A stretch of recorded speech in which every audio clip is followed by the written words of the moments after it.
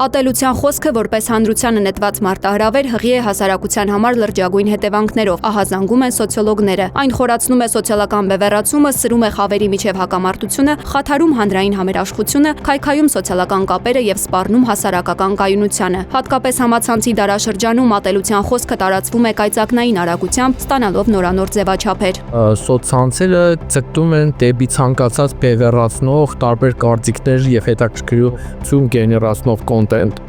Եվ ատելության խոսքը սովորաբար հենց այդպիսի կոնտենտ է։ Դա վրդովեցնում է, որոշ մարդկանց զարմացնում է, որ ոմանք չեն հավատում, որ կարող այդպիսի խոսք հրապարակվել։ Գալիս են կրկին ու կրկին եւ ալգորիթմերը արձանագրում են, որ տվյալ հրապարակումը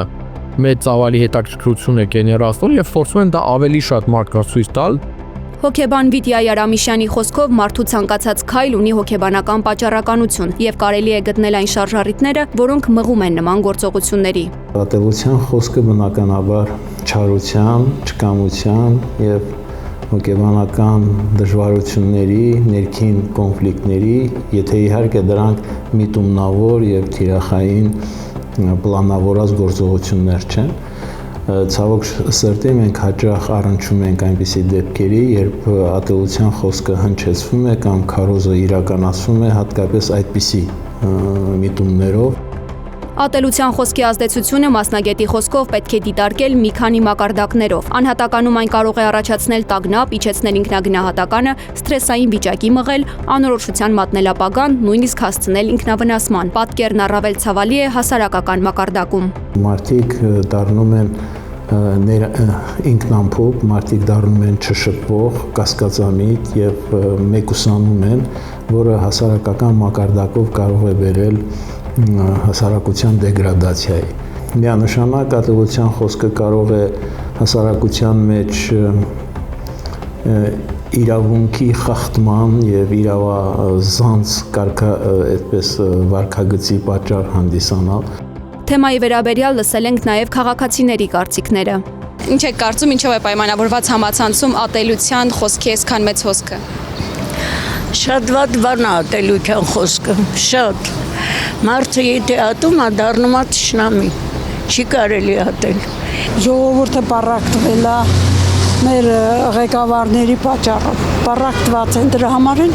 ատելության խոսքը այդքան բարձր տոկոս է կազմում։ Ամեն ինչը գալիս է երևի մեր ղեկավարությունից։ Իրար չեն հասկանում դրա համար։ Այն 88 թվին մենք ոտաբոբիկ գնացինք, պայքարեցինք, որ այսօր մենք լավ ապրենք, լավ լինենք։ Մեր ղեկավարն շատ լավ է, խելացի է։ Թող համախմբեն, մի բռունցք դառնան, նորից հաղթենք։ Պետությունից է կախված, ինչից է կախված։ Ձուկը գլխից է հոտած, եկել եք ինչ եք ասում։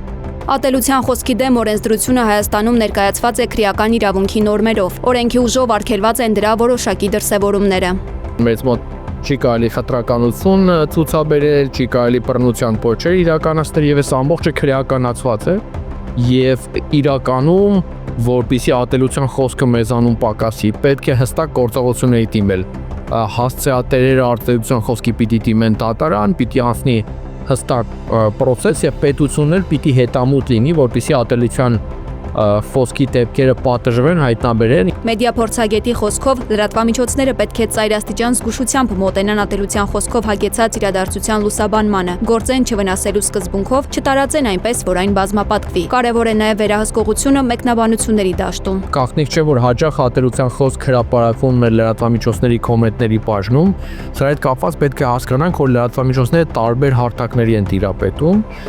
Բուն կայքում լրատվամիջոցի, եթե ինքը որոշել է, որ պիտի լինի ատելության խոսք եւ եթե ինքը վերահսկում է այդ հարթակը, պետք է անպայման լինի հստակ մոդերացիա։ Սոցցանցային հարթակներում նույնպես պետք է գործեն կամ գոյություն ունենան սոցցանցային